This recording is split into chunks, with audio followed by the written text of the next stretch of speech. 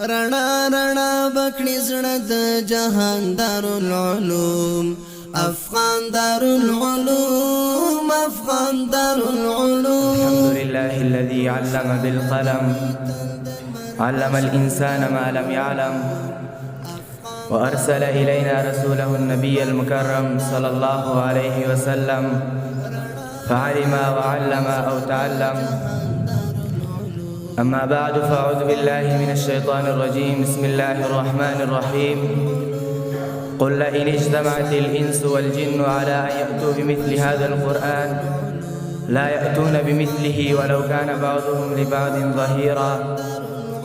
الآية. وقال النبي صلى الله عليه وسلم إن الله يرفع بهذا الكتاب أقواما ويضع به آخرين. الحديث. صدق الله العظيم وصدق رسوله النبي الكريم. السلام عليكم ورحمة الله وبركاته.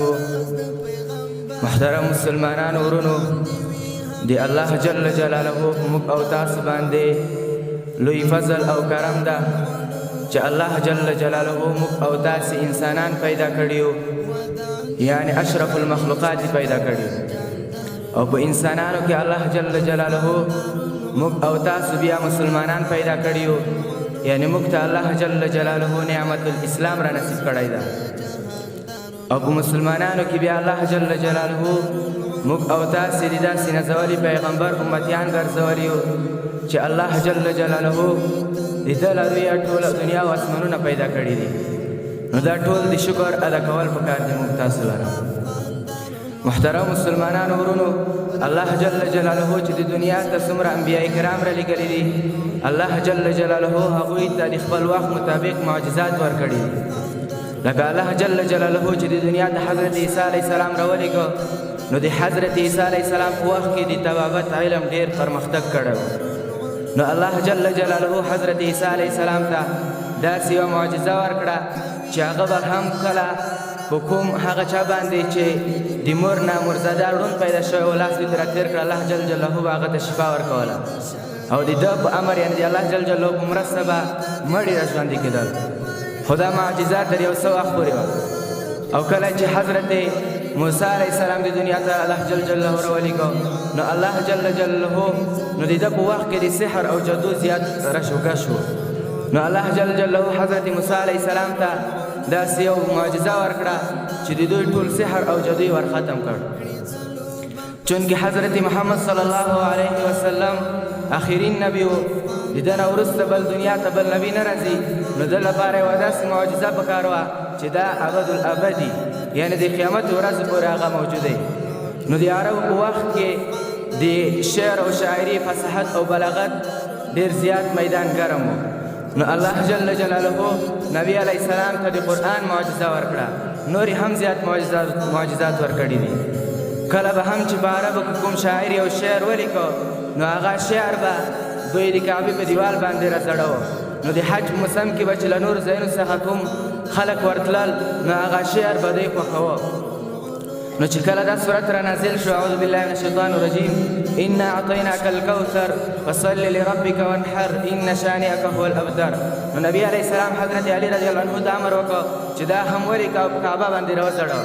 نو چې کله حضرت علی رضی الله عنه دغه صورت ولیکه او په کعبه باندې راوځړوه، نو چې کله دا خلک راتلل دغه صورت به یې چې ولیده، نو حیران به پاتې شول او به یې ویلې والله ما هذا قول البشر. نو محترم مسلمانانو ورونو، قرآن یو داسې معجز کتاب ده چې بار بار الله جل جلاله په قرآن کریم کې خپلو مخالفینو ته چلنج ورکوي او ورته فرمایي وان کنتم فی ریب مما نزلنا علی عبدنا فأتوا بسورة من مثله.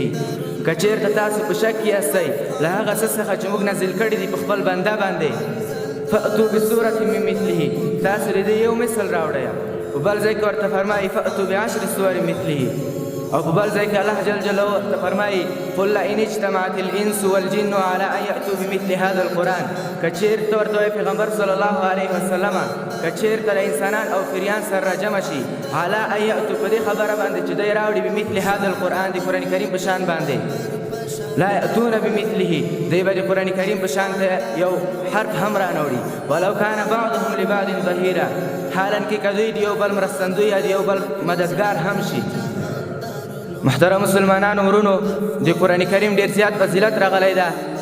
نبی علیه السلام فرمایي خیرکم من تعلم القرآن وعلمه، بهترین په تاسو کې هغه څوک ده چې قرآن کریم خپله زده کړي او بل چاته یې ورسوي. او بل حدیث کې نبی علیه السلام فرمایي چې د قیامت په ورځ به در ټولو زیات شفیع یعنی قرآن کریم یعنی د نبی او د هر ملایکې د بل چا نه زیات سپارش چې قبلیږي د قرآن کریم تر ټولو نه زیات سپارش قبلیږي د خپل بنده لپاره. نو محترم مسلمانانو ورونو، د قرآن کریم ځینې حقوق دي چې موږ او تاسو باید د قرآن کریم هغه حقوق ور په ځای کړو. لومړی حق د قرآن کریم دغه ده چې موږ تاسو باید په قرآن کریم باندې د زړه له تله ایمان راوړو. ځکه الله جل جلاله فرمایي يا أيها الذين آمنوا بالله ورسوله والكتاب الذي نزل على رسوله. فالله او د الله پر رسول باندې ایمان راوړئ او په هغه کتاب باندې تاسو ایمان راوړئ چې د الله پر رسول باندې نازل شوی ده. او بل حق د قرآن کریم دغه ده چې موږ او تاسو باید د قرآن کریم الفاظ او معانی زده کړو. ځکه قرآن شریف کې الله جل جلاله فرمایي ورتل القرآن ترتیلا. مفسرین حضرات دې آیات لاندې لیکي جوید القرآن تجویدا، یعنې تاسو قرآن کریم په تجوید سره لولئ، په تجوید سره زده کړئ. او بل حق د قرآن کریم دغه ده چې موږ او تاسو باید د قرآن کریم هر حکم هر امر ته غاړه کېږدو. دا نه چې کوم امر د قرآن کریم زموږ د طبیعت یا د رواج موافق وي نو موږ تاسو هغه عملي کوو، او کوم چې زموږ د طبیعت او د رواج مخالف وي هغه نه عملي کوو. ځکه الله جل جلاله په قرآن کریم کې د یهودو په اړه فرمایي افتؤمنون ببعض الکتاب وتکفرون ببعض. آیا تاسو په بعض کتاب باندې ایمان راوړئ په بعض باندې کفر کوئ؟ نه، کله قرآن کریم باندې په ټول قرآن کریم باندې باید تاسو ایمان راوړئ.